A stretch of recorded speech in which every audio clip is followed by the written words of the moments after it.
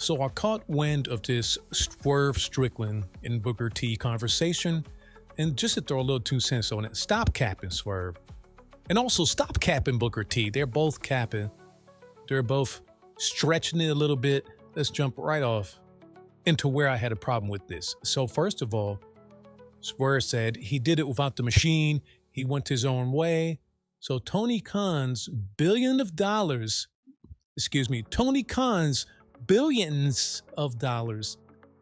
is not a machine. The ability to put you on basically the modern day successor to WCW and make you the guy, the only guy, that's not the machine.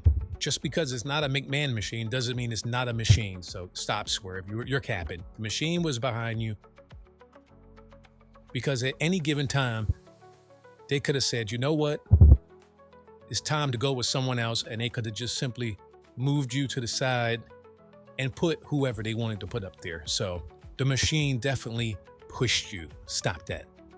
Then Booker saying, well, we have Obafemi and we have the New Day winning all these tag team titles, and we have Bianca Belair and we have this one and that one. Booker is capping because he knows exactly what we're talking about, but he's not going to say it because he works there. He'll see it once he no longer works there, but he has eyeballs. He sees what we see. The only place where black talent is even getting a fair look is NXT. Once you leave NXT, your career is basically over. If we're going to keep it real, you're basically just going to become a job guy, a guy who comes out there, makes other people look good. You're going to become Carmelo Hayes.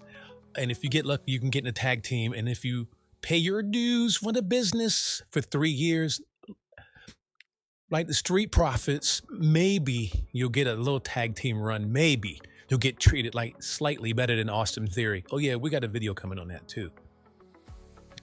So that's basically my thoughts on it. They're both capping at the end of the day, and they both need to stop. We all see what's going on. Swerve, you're in a great position right now, and you know that you have the machine. You are the only one there. I guess Ricochet is there too, but I'm talking about on that top main event status, basically being there from day 2. He wasn't there on day 1. Remember, he came in, he was on NXT when they started. But I mean, you're like basically like a day 2 guy. You're always going to be taken care of over there. And you basically have it all to yourself right now. And then Booker, you know what's going on. You work at NXT for crying out loud, Booker, man. You got to stop the cap. Both of y'all, stop the cap. And I remember when I used to make videos and point these things out, y'all remember the series Triple H buries black wrestlers. You remember the other comments and the other posts that I had up. And I was called a hater. I didn't know what I was talking about. Y'all left me 30 hate comments a day. And it just went on and on and on. But I stayed true because I knew what I saw. My eyeballs knew what they were seeing. And I was not seeing our people or my people. I don't know who's necessarily listening. But I just didn't see just any real diversity or any real just different things happening at the top of these cards. It was just the same people over and over and over. And the bloodline stuff is cool, but it's like 5 years later now and they're still like basically doing it. Roman's about to headline another PLE. Not saying that he shouldn't.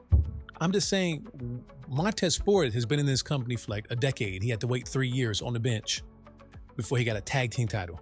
And his storyline still hasn't progressed. So many people are just not progressing. Carmelo Hayes, he's already been on the main roster for like 2 years. Hasn't progressed at all. But Trick Williams, he's in NXT doing great, but once he comes on the main roster, what is he going to do? You look at all this talent, the Obafemis. Is there really like a landing spot for them on the main? And the question really is no. As long as Paul Vick is there, we already know that there's going to be nothing there for them. There's really nothing there really for anybody unless you're one of his hand-picked favorites. Even guys that he liked at NXT are getting done dirty on the main roster. So, I've been tracking this. I know I've been tracking this. And we're going to continue to follow the story. But until then, man, like, comment, subscribe. We'll be back with another one.